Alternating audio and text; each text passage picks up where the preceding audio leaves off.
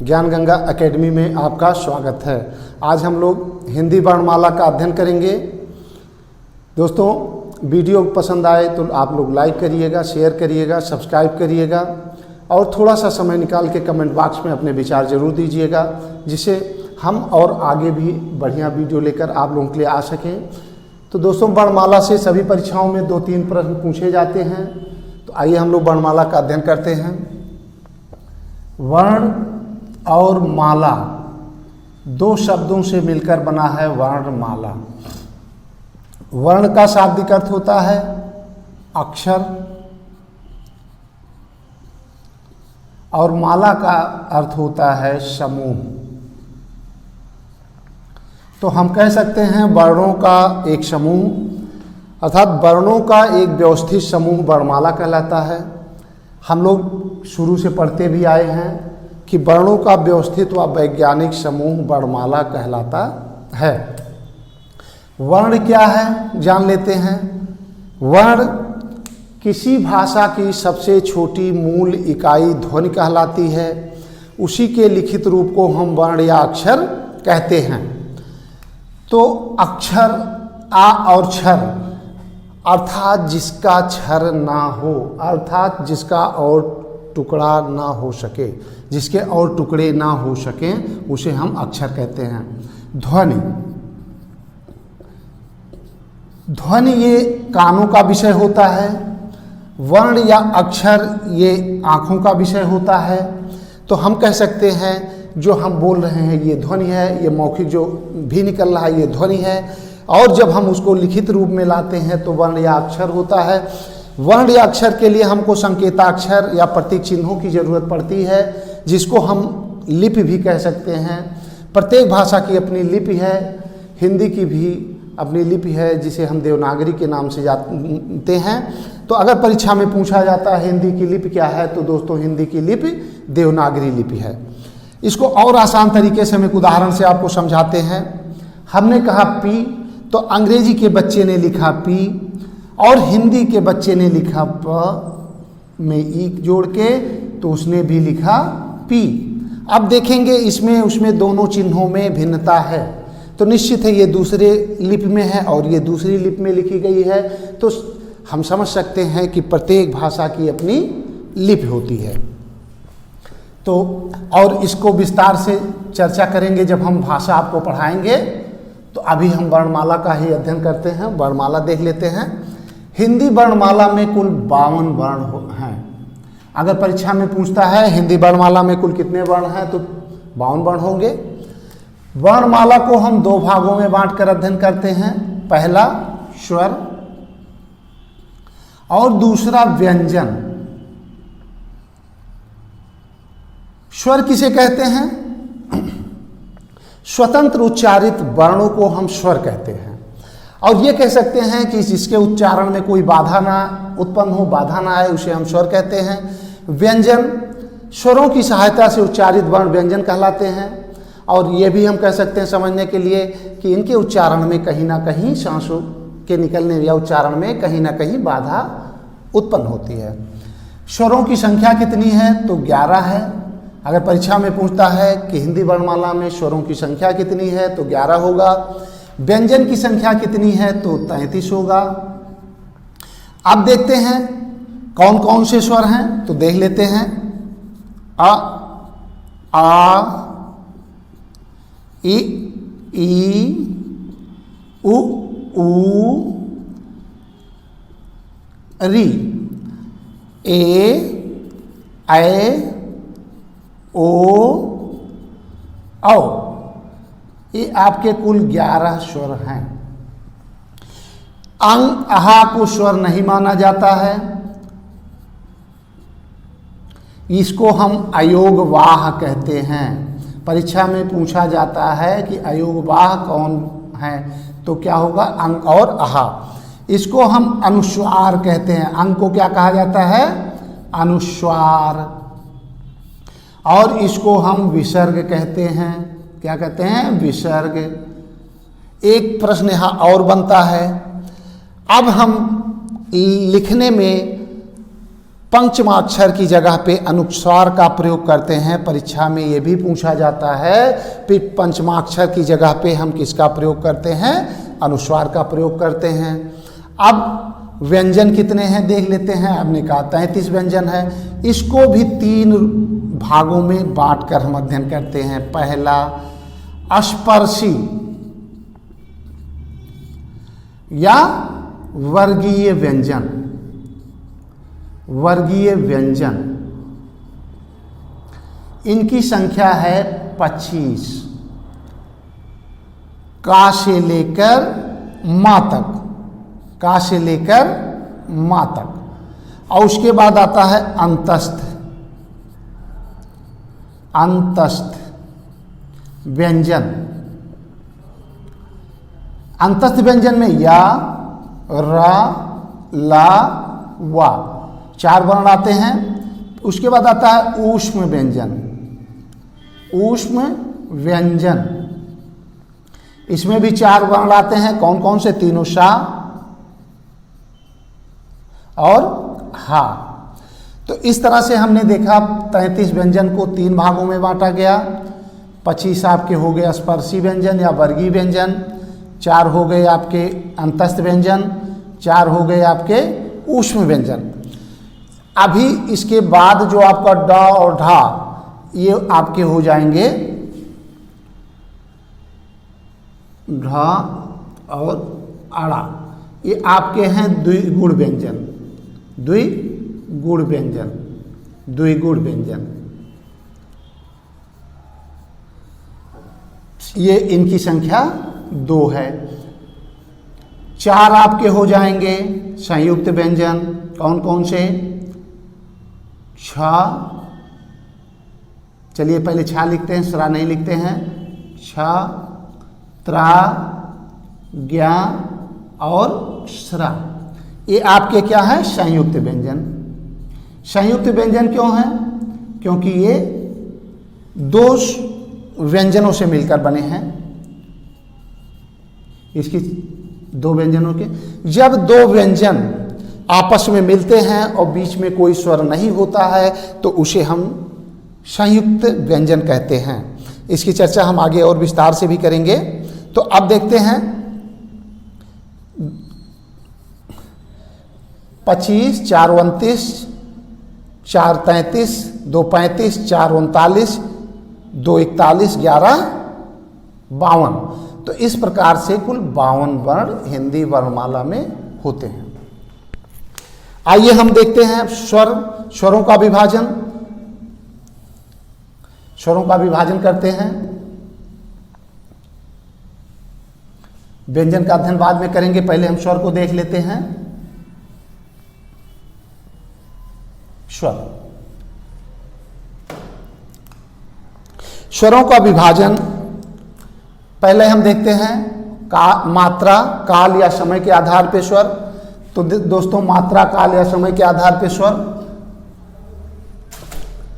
मात्रा, काल या समय के आधार पर स्वर का विभाजन कह सकते हैं स्वर। तो इसको हम 3 भागों में बांटे हैं, 3 भागों में बांट कर अध्ययन करते हैं। पहला होता है ह्रस्व स्वर, ह्रस्व स्वर। और दूसरा होता है दीर्घ स्वर, दीर्घ स्वर। और तीसरा होता है प्लुत स्वर, प्लुत स्वर, सॉरी प्लुत स्वर। अब देख लेते हैं प्लुत स्वर क्या है, ह्रस्व स्वर क्या है, दीर्घ स्वर क्या है। ह्रस्व स्वर आप ऐसे कह सकते हैं जो छोटा, ह्रस्व मतलब छोटा होता है, दीर्घ बड़ा होता है। तो ह्रस्व स्वर में आएगा आ, ई, उ और आपका री, कह सकते हैं आयूर, आयूर। दीर्घ में आएगा आ के बाद बड़ी ई आएगा जिसको ई कहते हैं, आ, उसके बाद ई, उ, ए, ए, ओ, औ। अब देखते हैं हर्षु में। हर्षु में एक मात्रा का समय लगता है। कितना लगता है? एक मात्रा का समय। इसमें आपका एक मात्रा का समय लगता है। अब मात्रा क्या है जान लेते हैं। पलक झपकने में जो समय लगता है वही मात्रा का समय माना जाता है। इसीलिए इसको देखिए काल, मात्रा या समय के आधार पर इसीलिए विभाजन कहा जाता है। और सामान्य अर्थों में हम कह सकते हैं कहने में जितना समय लगा वो एक मात्रा का समय है। तो इसमें दो मात्रा का समय लगता है, मात्रा का समय, और इसमें तीन मात्रा का समय लगता है, तीन मात्रा का समय।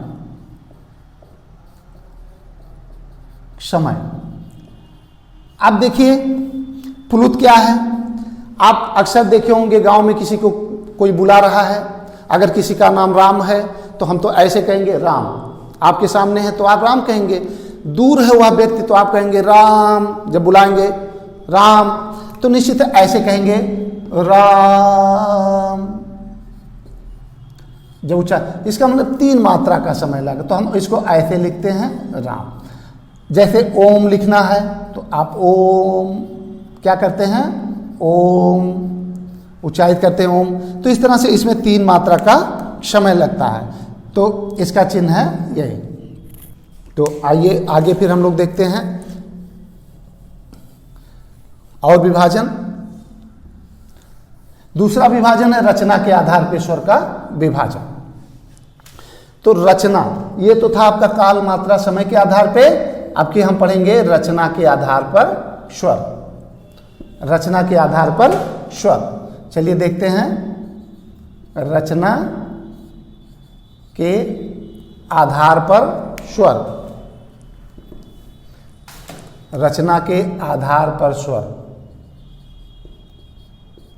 पर स्वर। इसको भी तीन भागों में बांटेंगे। पहला हर्ष स्वर, दूसरा दीर्घ स्वर, दीर्घ स्वर, और तीसरा आपका हो जाता है संयुक्त स्वर। संयुक्त स्वर, संयुक्त स्वर, ये संयुक्त स्वर है।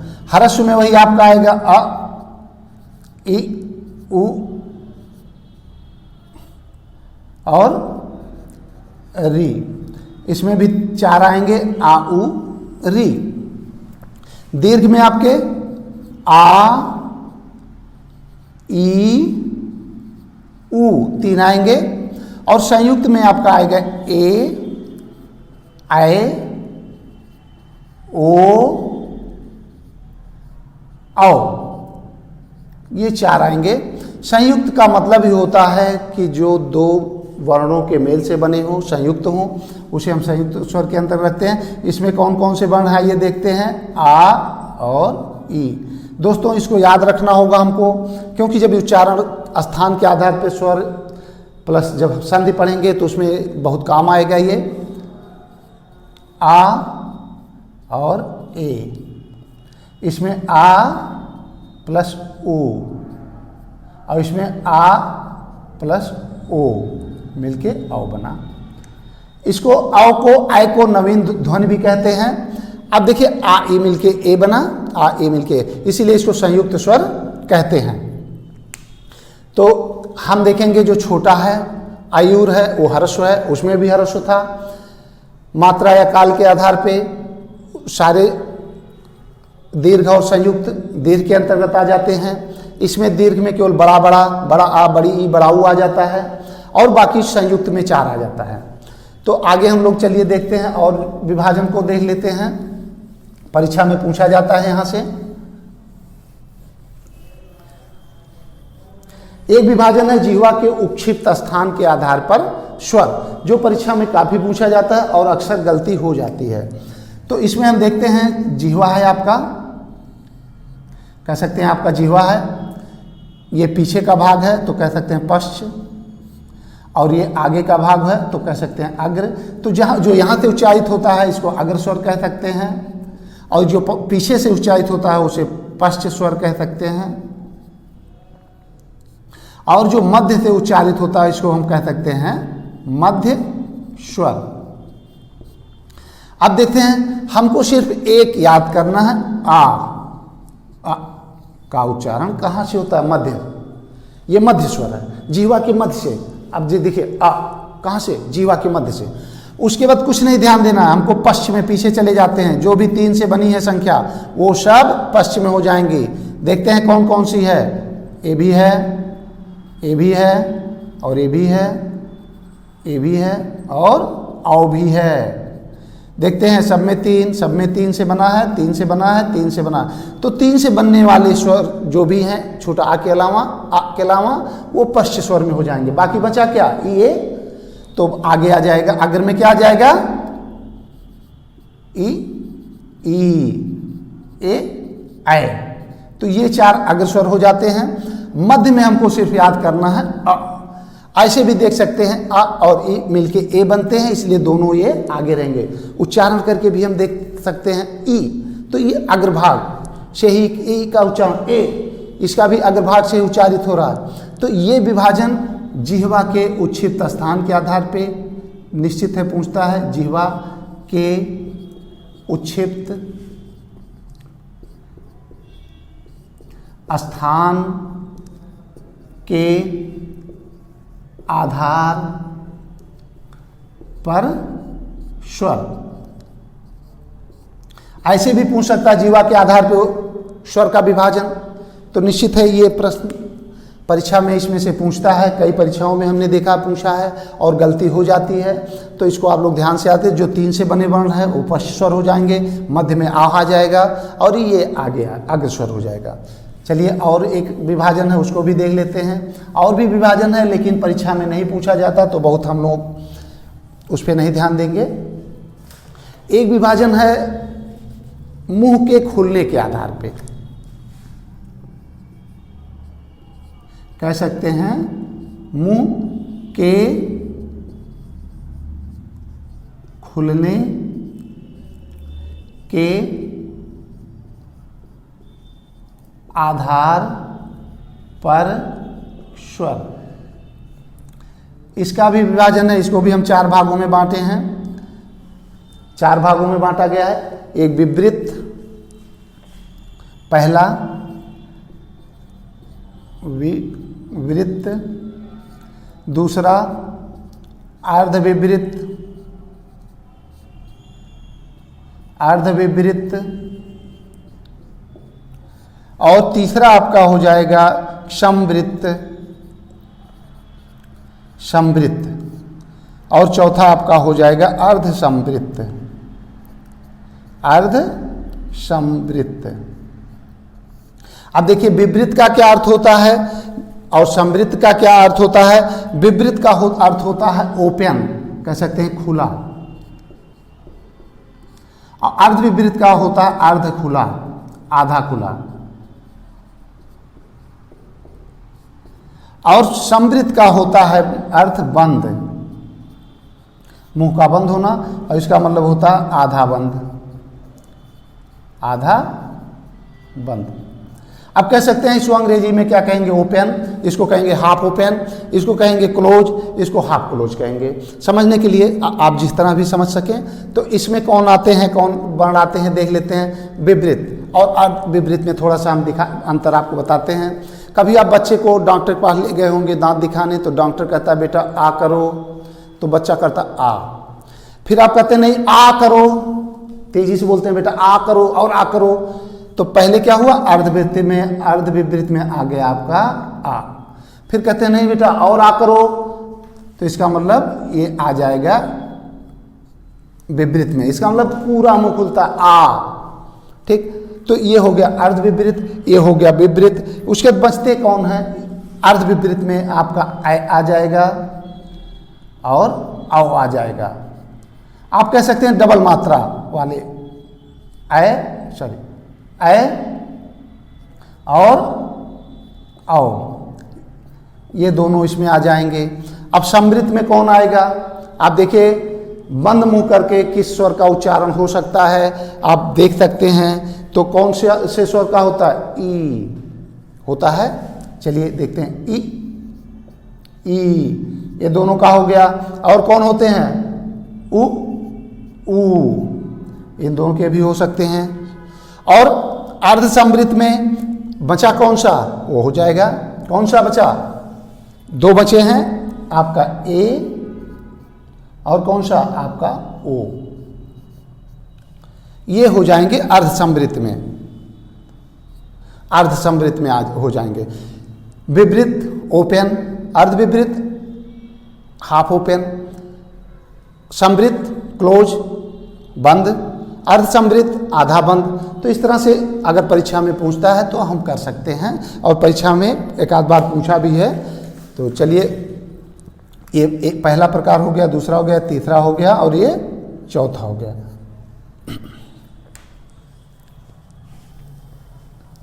अब एक उच्चारण स्थान के आधार पे स्वर का विभाजन देख लेते हैं, जो काफी महत्वपूर्ण है। परीक्षा में अक्सर यहां से प्रश्न बनते हैं कि उच्चारण स्थान के आधार पर स्वर। देखते हैं तो निश्चित है उच्चारण स्थान को हम 5 भागों में बांटकर अध्ययन करते हैं।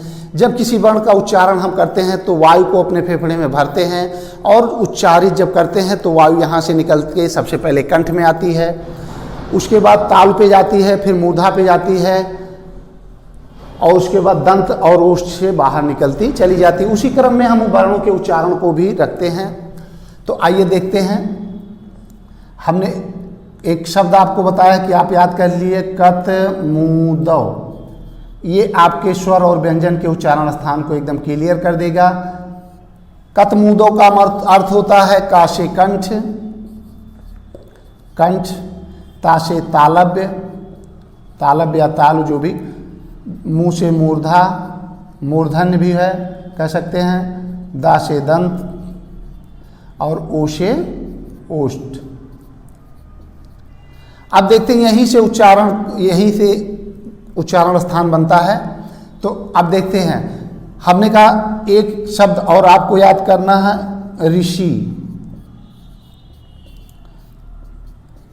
ऋषि, री रा शा। अब देखिए ऋषि, री राशा में कौन सा है? मूर्धन सा है। इसका मतलब ये जो भी वर्ण हैं ये मूर्धा होंगे।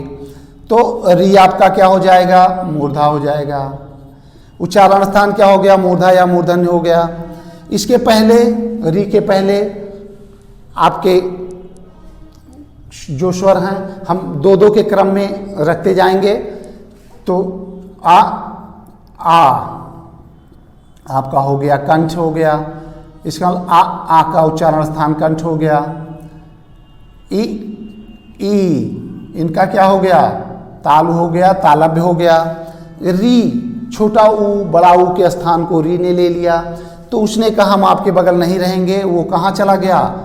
ओष्ठ की जगह पे। इसका मतलब इसका उच्चारण स्थान क्या हो गया? ओष्ठ हो गया। ऐसे भी उच्चारित करके आप देख सकते हैं ओ।